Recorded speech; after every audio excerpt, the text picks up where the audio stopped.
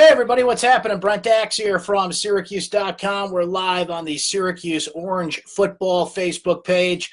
If you're watching us live, we're coming off the heels of Dino Babers' press conference, and that's coming off the heels of Syracuse football's first 10-win season since 2001, completing that with a 34-18 win over West Virginia in the Camping World Bowl. So that's 4 wins in a row for Syracuse over West Virginia overall. That's the third straight bowl victory Syracuse has had over West Virginia. And yeah, the Mountaineers didn't have Will Greer, and they didn't have a key offensive lineman, and they didn't have Gary Jennings. And, you know, for a while, this game kind of dragged on. It was not the shootout that people anticipated, but Syracuse comes out in the fourth quarter, scores 17 unanswered points, and they win 10 games in a season for the first time since 2001. They're the Camping World Champions, and it was a glimpse into the future tonight as well. While Eric Dungey was named the MVP of the game, 303 yards passing, had a touchdown, did throw a couple of picks, did have a couple of rough spots, but in true Eric Dungey style, had to go out with some flair, right? Had to go out with a little drama. That play to Mo Neal late in the game, I don't know how he made that play. It was a no, yes play. Somehow escapes trouble. Somehow gets the ball to Mo Neal. Mo Neal rumbles 40 yards, gets inside the 5. So Eric Dungey goes out. A very emotional Eric Dungey, by the way, at the press conference after the game. Couldn't hold back tears flowing as the reality sets in that was his last game in a Syracuse uniform. And Eric Dungey goes out, by the way, the all-time leading passer in Syracuse football history. He beat Ryan Nassib's record of 9,190 career yards. He surpassed that in the Camping World Bowl, and it's one of over 15 passing records that Eric Dungey sets in a Syracuse uniform. So great to have you here tonight on this Friday. Hope you had a terrific Christmas. Hope you are looking forward to the new year. Want to thank our friends at Krause Health for allowing us to be here tonight, talking Syracuse football with you. So, wow, that was not the game we anticipated until the fourth quarter, right? For 3 quarters, it was back and forth. It was kind of, a stuck in the mud kind of game. Teams were trading field goals left and right. So I guess it's good that Syracuse had the Lou Groza Award winner as the best kicker in college football. But as we mentioned, things really opened up in the fourth quarter for Syracuse. That crazy Mo Neal play, the offense finally got going. And as we mentioned, the look into the future tonight that we got. Abdul Adams, the transfer from Oklahoma, comes in and has less than 20 yards rushing, but he had 2 touchdowns in the red zone. Tristan Jackson, another transfer from Michigan State, comes in. He catches a touchdown pass from Eric Dungey. It was a terrific back shoulder throw, a great catch by Tristan in the corner of the end zone. Rules are different in the NCAA these days. Transfer rules changed. So once the semester was over, they were eligible to play, and I'll tell you what, Dino Babers was very coy about whether or not these two were going to play. He was asked about it when they became eligible.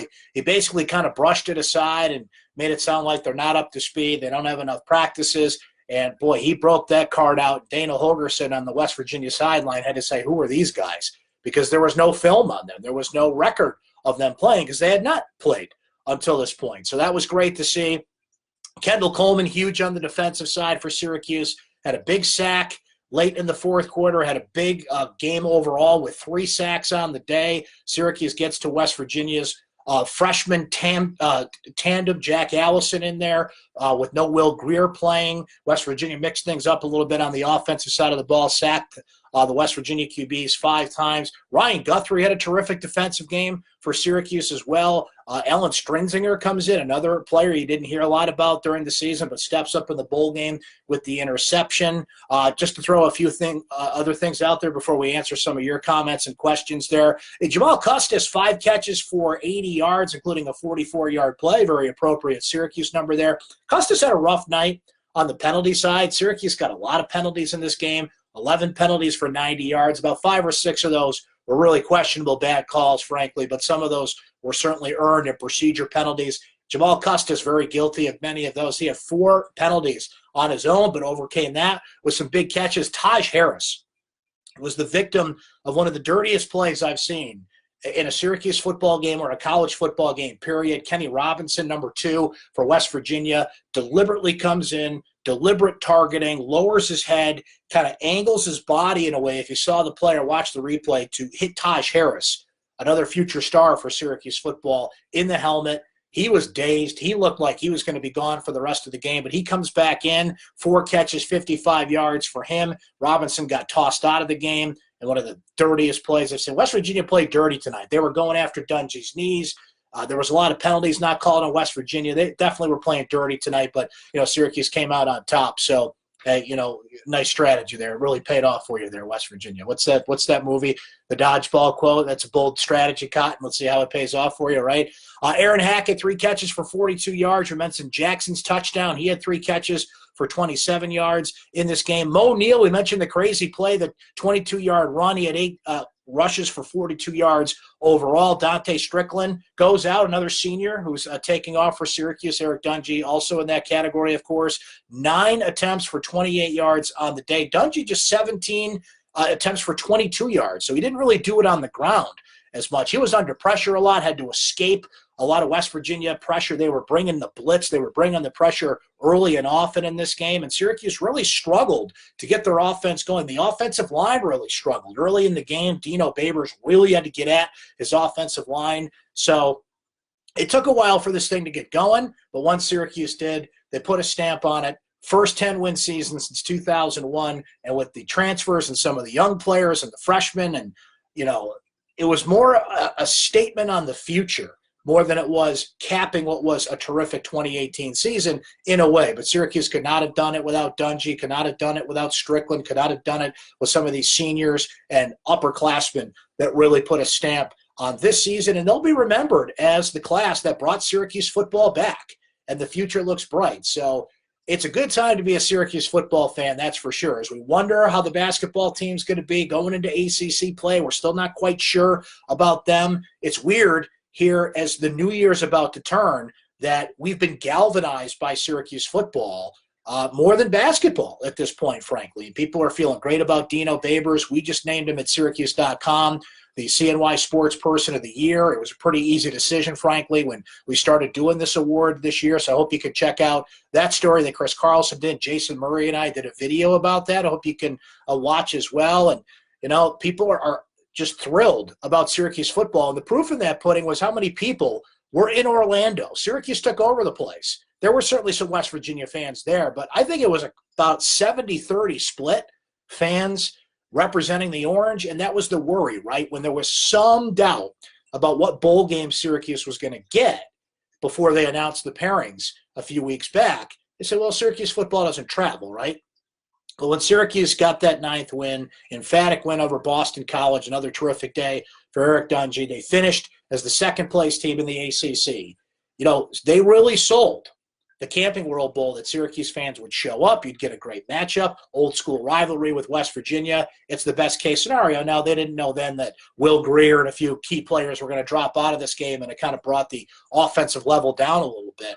But it was still a perfect scenario for Syracuse fans to go to Orlando, spend a few days in the Florida sunshine, and watch their team win a bowl game. So Syracuse fans travel. Syracuse has won 10 games again. They'll finish the season in the rankings for the first time since 2001. Everything coming up oranges here as 2018 gets ready to come to a close. A lot of you saying congratulations, and we'll miss Eric Dungey.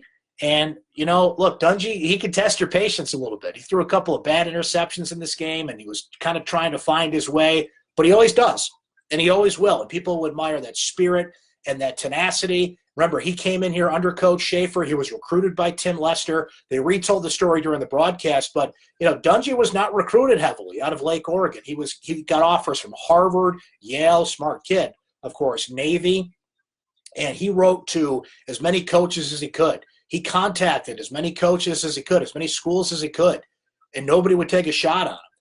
Tim Lester did. Tim Lester is now the head coach at Western Michigan, was the offensive coordinator here, brings him to Syracuse. He gets put in a lot earlier than people anticipated. Remember, he came in when Terrell Hunt got hurt and, was a freshman, and all of a sudden he's out there playing. And we're saying, who's this kid? And he took that shot from the Central Michigan player. Mitch Stanczyk is his name. Remember that shot to the head that Dungey got? The concussions he's had, the injuries he's had, didn't complete a season in those 2 years. but he was electric when he was. And look at all the records that he set that we mentioned. And we've gone back and forth with this because, the way he plays has been reckless at times. He's jumping at guys, and he just has no fear on the football field, which could be a great thing, and sometimes it could be to your detriment. But he finally stayed healthy. He got knocked out of the Notre Dame game this season, and nobody thought he was coming back from that, the way he collapsed on the field and, walked off that field against Notre Dame at Yankee Stadium. He said, stinks, right? Because you lose Eric Dungy again. But he comes out the next week and has one of the best games in his Syracuse career. It's incredible to see. So his career is over, but the future is certainly bright with Tommy DeVito at quarterback, with some of those players we mentioned, the transfers, all the young guns that got out this year, a few names we mentioned and a few that we didn't. Andre Schmidt comes out as a redshirt freshman, became one of just 5 kickers in the history of college football to kick 30 field goals in a season, won the Lou Groza Award, which goes to the kicker of the year in college football as a freshman. So got to be feeling good about Syracuse in a lot of different ways. And that's what you guys are saying here in the comments here. Great win. Like what you see from the transfers, as Ryan is saying here. Like what we saw from the transfers.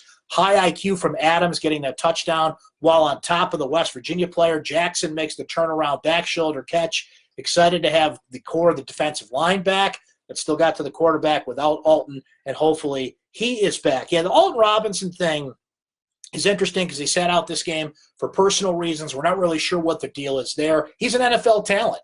And, I don't know this. I'm just, kind of openly speculating. But that's somebody who should think about the National Football League because he's an NFL talent at this point. But, you mentioned it, Ryan. A lot of those defensive players coming back, a lot of key players coming back on both sides of the ball, certainly some key seniors that are leaving, as every team does, including now the all-time leading passer in Syracuse football history. But that's just it. It's one thing to have a great standout year.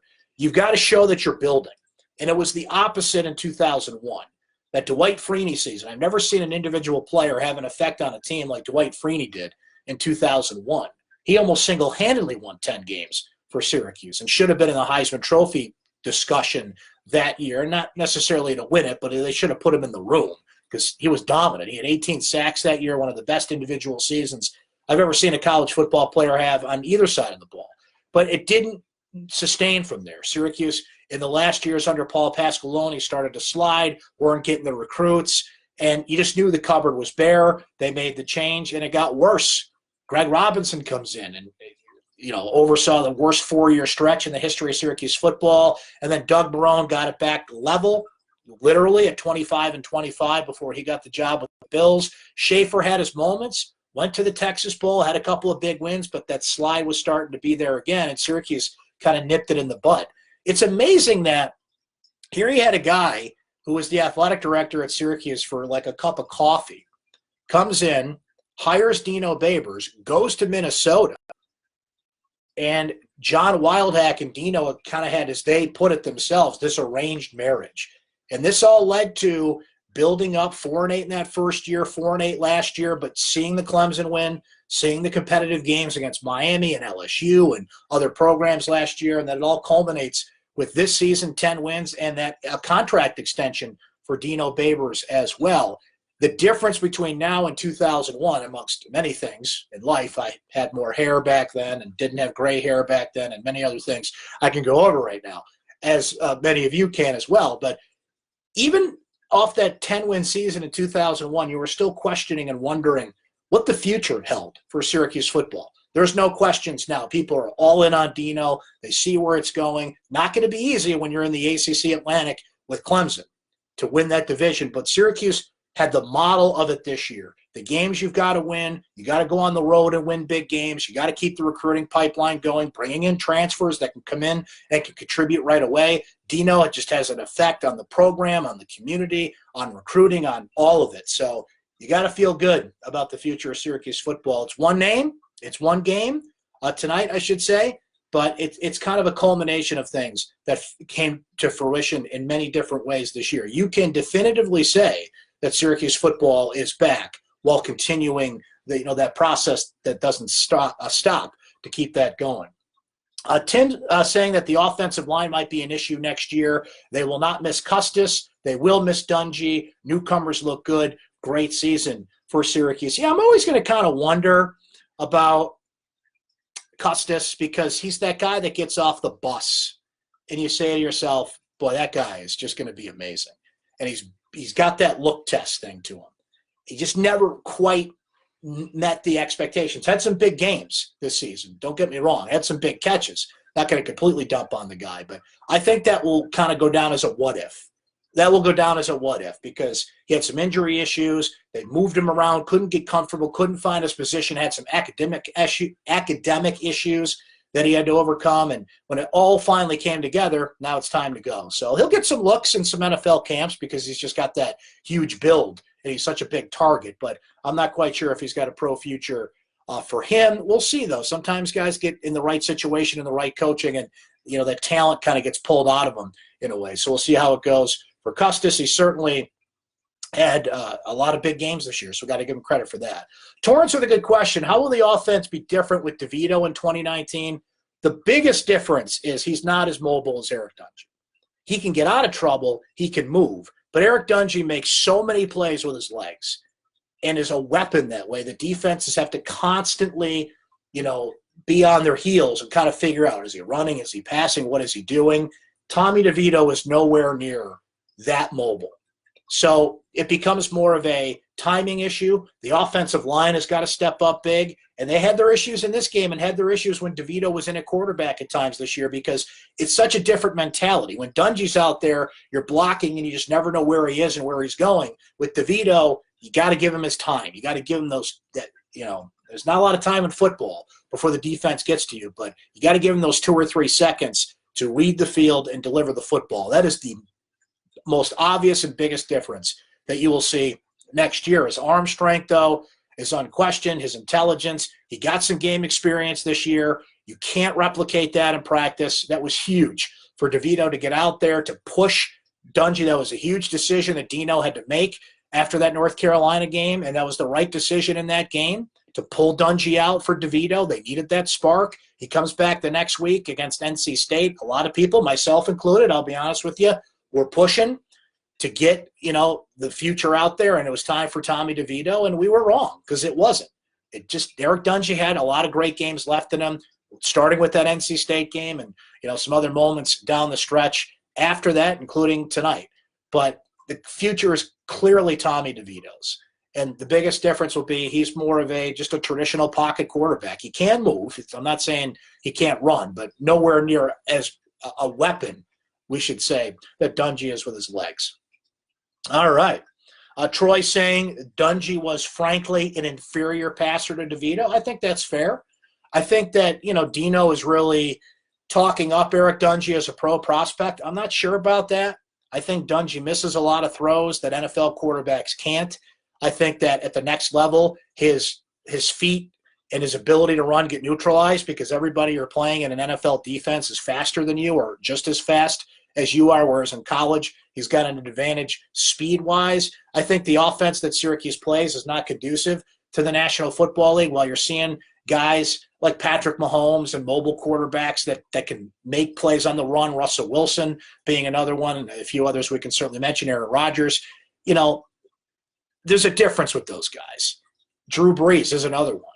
Dungey's got the size. He's 6'4", 6'5". He's built. He's tough. He's, you see the guy, and he's the Hulk. He's just ripped for a quarterback. But some of the throws that he makes, the decisions that he makes, I love his tenacity, love his competitiveness.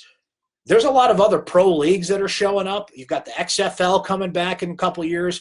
You've got that, I believe it's called the Alliance of American Football that starts in the spring. I don't think Dungey's an NFL quarterback. He'll go out and prove me wrong, probably like he's proven a lot of people wrong on a number of things. But he can play pro football at some level. I'm just not quite sure which one it is at this point. Let's see. Michael saying DeVito may not move like Dungey, but he's way more accurate than Dungey. I think that's the case as well. Quick release, accuracy, arm strength. All DeVito needs is time. He just needs time, not only time on the field, he needs time to throw the ball from his offensive line. But with Jackson coming back, with Tosh Harris coming back, with Hackett as a tight end, with some names I'm forgetting here, Nykeem Johnson, of course. You had a guy, his name will pop in my head in a moment here, but he got hurt in training camp. Ed Hendricks. He was really impressing people in training camp. He got hurt. So, I mean, there's just a number of guys that Tommy's been throwing to and has a rapport with. And, the receivers started to really kind of prefer Tommy in a lot of ways as a thrower. Dungy made up for it in many ways as a competitor, as a player, as just somebody that went out there and made plays. But if you're just talking about a pure thrower, these guys prefer Tommy. And now they've got, don't forget, the extra practices into this bowl game. That's huge. Part of, winning whatever it is, 6, 7, 8, 9, 10 games and being bowl eligible are those extra practices. That gave Tommy DeVito 15 more practices to kind of assert that he's the guy when Dungy leaves. So all advantages for Tommy DeVito going into spring ball and what this team's going to look like next year. Ray saying defense plays like a bunch of loosies. I would have hit him with my shoulder and wrapped him up, but I would have gotten a stingy. So I don't even know what you're saying there, Ray. This is what happens on Friday nights. People get crazy. I love it. Troy saying Tommy D is going to drop lightning strikes all Saturday long in 2019. It's hard not to be excited about Tommy DeVito. I can see why you guys are, and the future looking bright for Syracuse in a lot of different ways. Here's another reason to be encouraged about Syracuse football, the schedule. The schedule is as light and as, how can I put this, not competitive as we've seen in recent years. LSU and some of these non-conference games, Syracuse was just killing itself scheduling-wise. John Wildhat came in and started to ease off that. Remember, they pushed Wisconsin off the schedule. They brought in Liberty. Liberty is a brand-new Division I team. That's where Hugh Freeze ended up as head coach. It's weird that Syracuse is going there. I think they scheduled that because the renovations are going on at the Carrier Dome. They wanted to be sure about that. But their non-conference schedule is a lot lighter. Next year, the ACC is always tough. You get Clemson at the Carrier Dome. Not to look too far ahead, but if things play out the way we think they should schedule-wise for both teams, given the history of these two in recent years, the competitive game this year and the win in 2017, the big upset win, of course, I think that could be a college game day opportunity. And it would be the first time that college game day has come to Syracuse, come to the Carrier Dome. So hopefully they can cross them off the list and Syracuse can get that. But now we're getting way ahead of ourselves here. But hey, if Syracuse keeps playing at this rate and takes advantage of that lighter schedule next year, that could be a game day game if Clemson is early in the AC slate. So keep an eye on that when the schedules come out in February. And if we can kind of time that out, that could be a game day game. That would be pretty cool if it was. Torrance saying, would SU's non-conference schedule be a problem like Central Florida? Not as much, because Central Florida is not in a Power 5 conference. The big difference there is they're not in a Power 5. And, you make up for it by – you always got to have that one team in non-conference play that, for lack of a better terms, got some meat on the bone. But when you play in the ACC, and every year you've got the opportunity to beat Clemson, to beat Florida State, to beat those teams, and be in a Power 5 conference. That's the major difference, Torrance. Central Florida's not in a Power 5 conference, so they're trying to find anybody they can to play them, and nobody will play them now. Nobody will play Central Florida because they might get beat at this point, right? So I'll tell you what, guys. I want to thank you for being here all throughout the football season. It was amazing to see kind of the rise of Syracuse football. We kind of knew we were on to something. I'm happy for you guys. I'm happy for the fans that you got to watch a winning product again, that you're having fun watching Syracuse football again, that you believe in what they're doing, that you have a coach who is charismatic, who's energetic, who motivates not only his team but the fan base. It was just a great season all around. They were fun to cover. They were fun to watch. They were fun to write about. And I'm just happy for you guys because you've got a great team that you can, be inspired to watch again. For a long time, Syracuse football, what do we always say? Well, is it basketball season yet? Nobody was asking that question this year. So I'm happy for you guys. Can't thank you enough for being here for our live chats and for reading my stuff throughout the year. But I'll tell you, we're going to keep it going for basketball, including tomorrow night. If you're watching this on Friday night, or we do put this up on YouTube on the Syracuse Orange Sports page if you want to watch this on your time, whenever you want on YouTube. So whenever you're watching this, we're going to keep these chats going for basketball, especially now that we're about to turn into ACC play. So I'll be back after the St. Bonaventure game on Saturday afternoon and every ACC game. So come on over for basketball too. But I'm happy for the football fans that you had this great season, and it all capped off with a 34-18 win on Friday night over West Virginia in the Camping World Bowl. Thanks to our friends at Krause Health for sponsoring our live chat. Thanks to you guys for hanging out. Please read my recap on syracuse.com tomorrow morning. All of our great coverage from Stephen Bailey and Nate Mink, Dennis Nett. Our friend Katrina Tulloch was helping out with the coverage down in Orlando. All that is up on syracuse.com. Will be up on Saturday as well, so if you can check all that out. And you guys have yourself a great rest of your weekend. Happy New Year if I don't talk to you before then. Again, come for the basketball chat, but in case we don't meet again before the calendar turns, Happy New Year, everybody. Merry Christmas, Happy Holidays, and all that good stuff. And thanks for hanging with us here tonight on Facebook Live.